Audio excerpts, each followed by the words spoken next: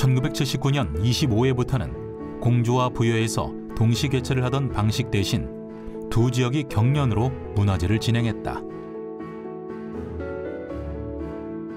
이에 홀수회에는 공주에서, 짝수회에는 부여에서 백제문화제가 개최됐다.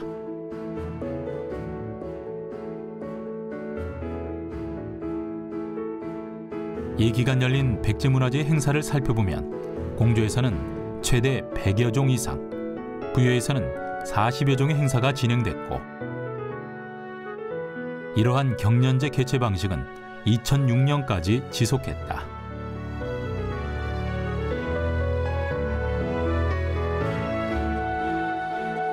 (1980년) 부여에서 개최한 26회 백제문화제에선 백제의 역사성이 투영된 행사 개최를 목표로 백제문화 고증에 심혈을 기울였다. 이에 개막식 후 공개 행사에서는 현존하는 유일한 백제 노래인 산유화가 야외 공연을 선보였고, 기존의 삼령산제를 고증 발전시킨 삼산제를 진행했다.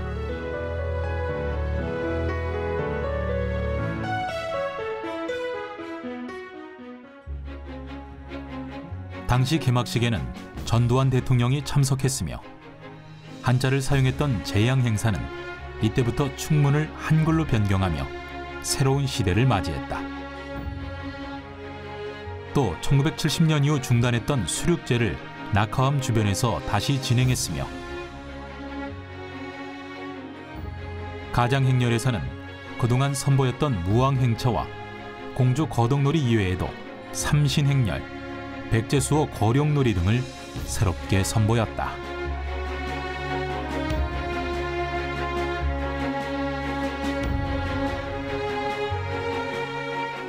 공주시 승격을 앞뒀던 1985년에는 백제문화제 개최 이후 최대인 104건의 행사를 진행했다.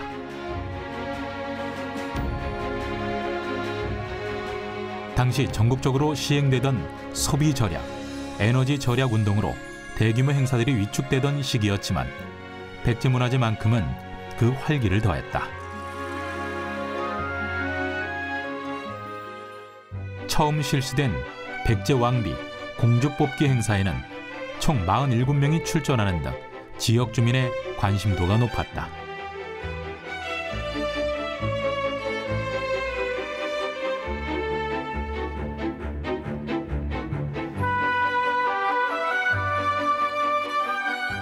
(1980년대) 후반에 들어서면서 중국, 일본 등과 활발하게 교류했던 문화 강국 백제의 기상을 살리는 데 주력했다. 백제 문화의 영향을 받은 일본 구마모토현과 자매도시 야마구치시 등에서 일본인 100여 명이 참석하여 백제 문화제의 의미를 더했다. 1988년 34회에는 정림사지 박물관터에 최초의 야시장을 운영하며 관람객의 호응을 얻었다.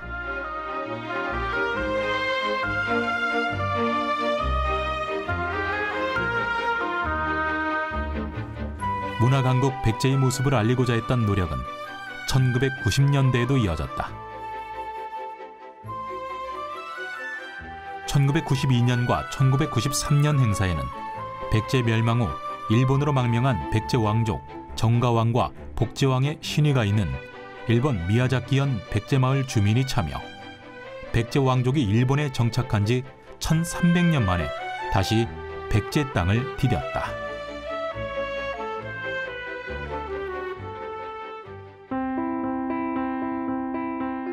백제 문화를 계승하려는 노력이 고조되던 1993년 겨울,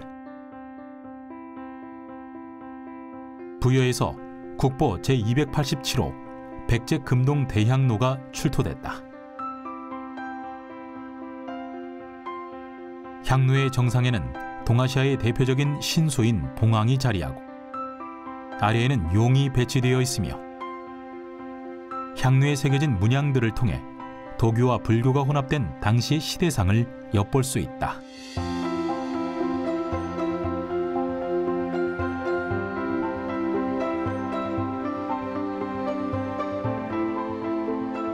화려하게 꽃피운 백제의 금속공예 문화를 보여준 백제 금동대향로는 한반도를 넘어 동아시아 최고의 향로라는 칭송을 받았다.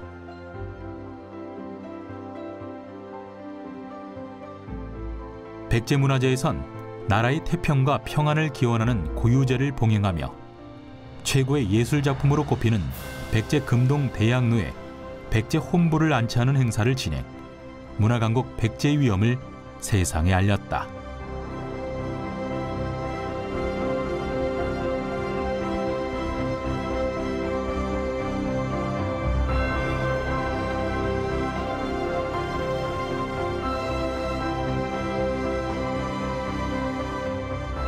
(1990년대) 중반에 들어서면서 백제문화재는 다가오는 21세기를 맞이할 준비를 시작했다. 이 시기 문화재는 백제 문화를 널리 알리는 일에 매진하는 한편 공주와 부여는 21세기 문화관광 도시로의 발전을 위해 심혈을 기울였다.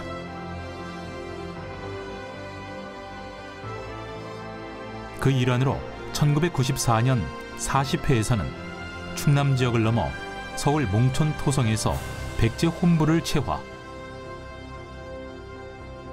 옹진을 거쳐 사비로 천도하는 과정을 최초로 재현했다.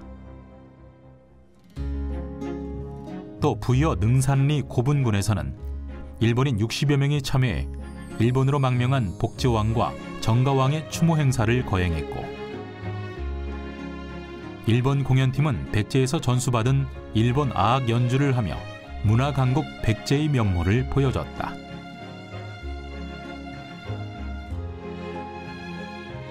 이 시기는 특히 외국과의 교류도 활발하게 진행됐는데 1995년 제41회 백제문화제에는 일본 야마구치시가 참여, 일본 오우치 문화의 원조인 백제 성왕의 셋째 왕자를 기리며 임성태자 금이환영 행차 가장행렬을 진행했다.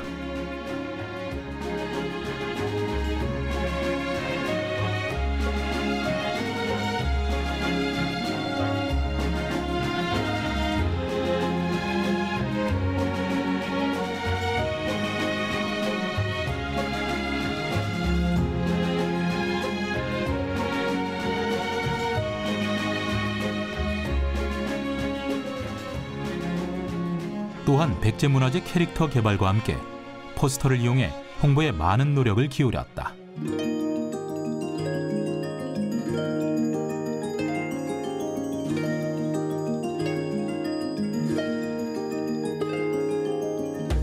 (1998년) 44회에서는 동아시아 문화를 주도했던 백제의 위엄을 널리 알리는 계기를 마련했다. 또 이때부터는 백제 토기 만들기, 백제 문양 탁본, 사진 촬영 코너 등 백제 문화를 직접 체험해 볼 수 있는 장을 열어 체험형 역사문화 축제의 기틀을 마련했다.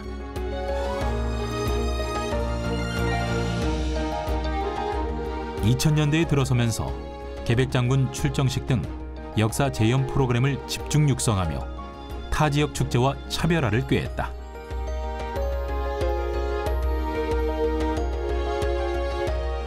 특히 과거 동아시아 문화 중심국이었던 백제의 역사를 재조명했다.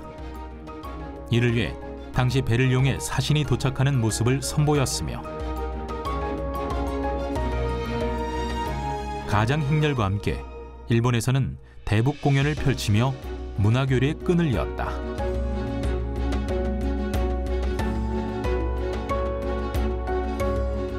(2001년) 47회에선 교류왕국이었던 백제의 면모를 드러내듯 외국 공연단의 프로그램이 풍성하게 진행됐다.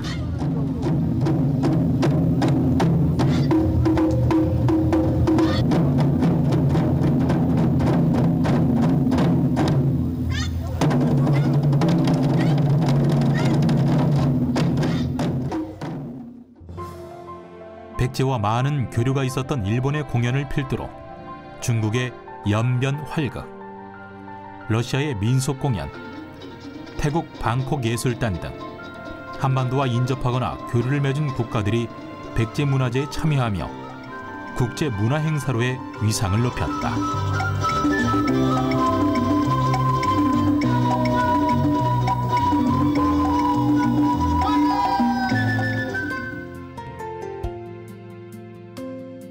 특히 2001년은 무령왕 즉위 1500주년으로 이를 기념하기 위해 무령왕의 즉위식을 재현했다. 이는 고대 국가 왕의 즉위식을 성대하게 연출한 점에서 다른 문화재와 차별성을 두었다.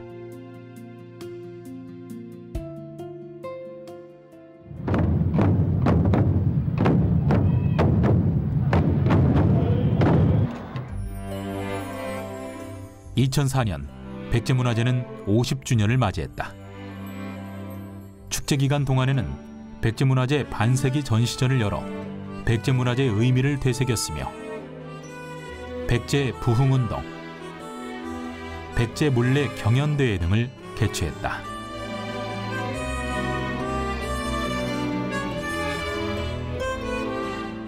특히 무왕 13년 미마지를 통해 일본에 전수한 백제 기약물을 보관, 1392년 만에 다시 백제 땅에 그 소리를 울리며 백제문화재의 정체성 확보와 50주년 의미를 부각했다.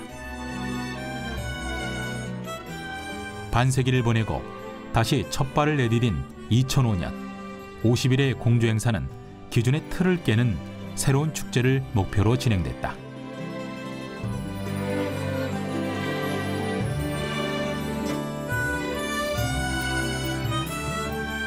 특히 그동안 낮에 진행됐던 행사 중 상당수를 시민들이 더 많이 찾을 수 있는 밤 시간대로 변경했다.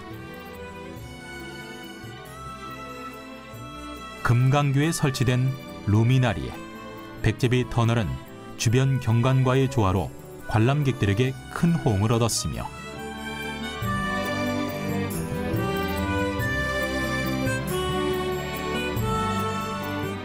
레이저 빔을 이용해 과거 백제 예술원을 현대적 감각으로 되살렸다.